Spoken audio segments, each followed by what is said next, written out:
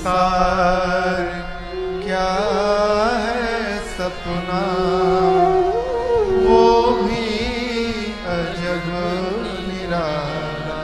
श्री चक्रवर्ती जी कहते हैं, नाथ ये सकल संपदा तुम्हारी। हे विश्वामित्र जी, देखिए जीवन में असली संपत्ति क्या है, ये समझना बहुत अद्भुत विषय है? एक छंद आपको सुनाता हूं।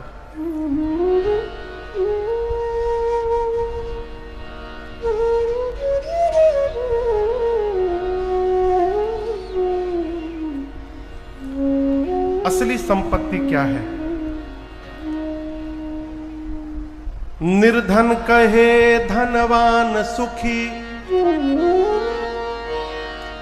गरीब क्या कह रहा है?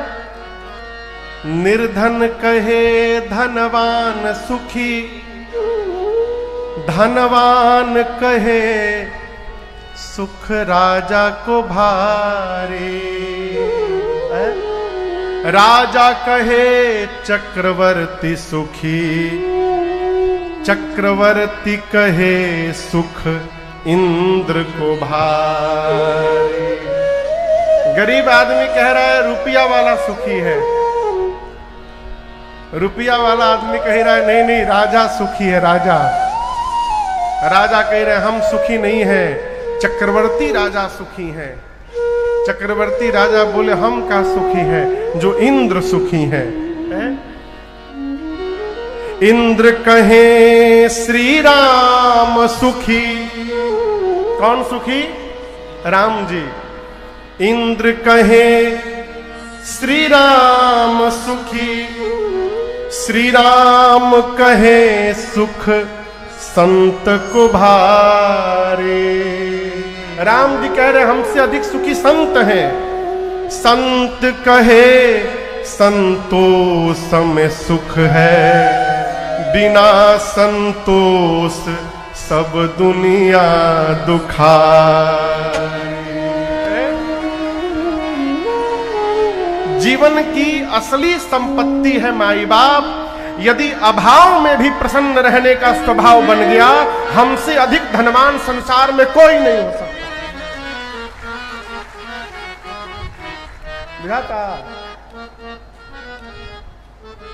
अभाव में भी आनंद में रहने का स्वभाव बन जाए, ये संसार का सबसे बड़ा खजाना है।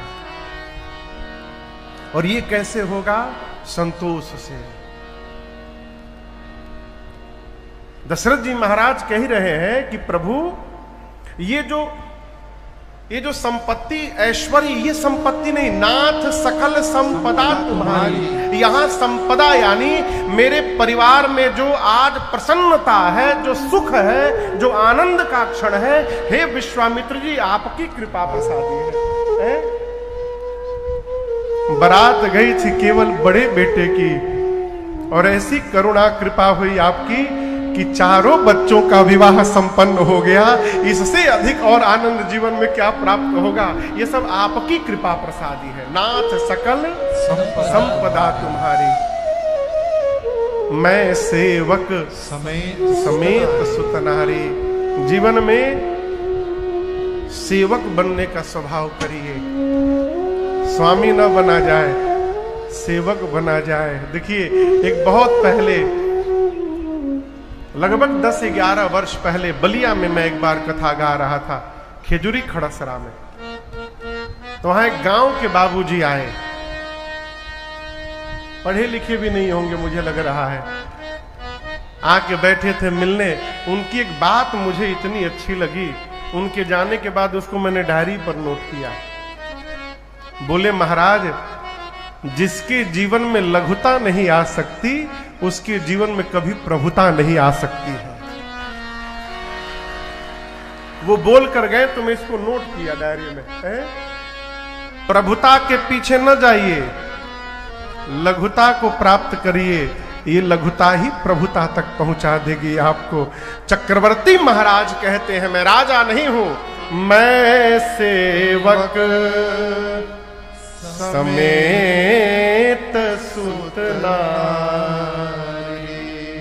मैं पूरे परिवार के साथ आपके चरणों का सेवक हूं। विश्वामित्र जी सुन रहे हैं। इसके बाद वाली बात दशरथ जी ने और अद्भुत कही। देखिए, एक निवेदन करूं, किसी भी संत के पास जाइए, किसी भी महात्मा के पास जाइए, और यदि कुछ पूछना है तो ये प्रश्न करिए, प्रभु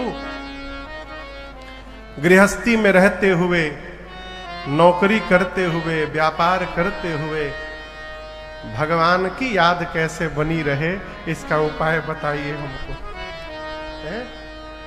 महाराज, हम पूछना चाहते हैं, जीवन में कितना भी कष्ट आवे, लेकिन भगवान के चरणों के प्रति विश्वास कम न हो, इसका उपाय बताइए। जीवन में भगवान की भक्ति कैसे सुदृढ़ हो, इसका उपाय बताइए। ये पूछने योग्य प्रश्न है। लोग का पूछत है, महाराज हमारी डांड में बहुत दर्द हो गया है।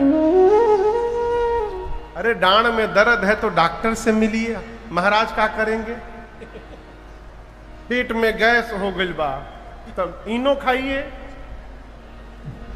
एसी लॉक खाइए, टेबलेट खाइए।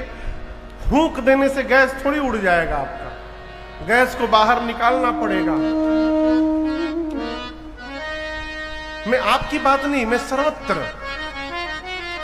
ये ऐसा एक समाज में भ्रम बना हुआ है कि महाराज आशीर्वाद दे देंगे तो रोग दूर हो जाएगा। आशीर्वाद से रोग दूर नहीं होगा, दवाई से रोग दूर होगा। आशीर्वाद से एक काम होगा, कितना भी शरीर में रोग हो जाए, भगवान की याद बनी रहेगी, ये आशीर्वाद से होगा। रोग तो दवाई से दूर होगा। आशीर्वाद से यदि बीमारी दूर हो जाती तो राम जी सुषेण वैद्य को काहे बुलाते? लक्ष्मण जी को शक्ति बाढ़ लगी तो रामे जी ठीक कर देते। आप कहिए, राम जी तो ठोकते, लक्ष्मण जी उठ के बैठ जाते। राम जी क्यों नहीं ठीक कर दिए? वैद्य को बुलाया गया, सुषेण वैद्य आए, वो बोले दवाई चाहिए, संजीवनी बूटी। हनुमान जी महाराज दवा लाए, लक्ष्मण भैया पाए, तब चैतन्य अवस्था में आए। राम जी आशीर्वाद से ठीक कर देते। ये मैं बारंबार निवेदन पूर्वक आपसे कहना चाहता हूं, विनम्रता के साथ, कहीं भी जाइए तो यही पूछिए कि भगवत सुधि कैसे बने रहे, भगवान की याद कैसे बनी रहे, उपाय बताइए। श्री विश्वामित्र जी से दशरथ जी महाराज कहते हैं, अब दूसरी बात क्या कहते हैं?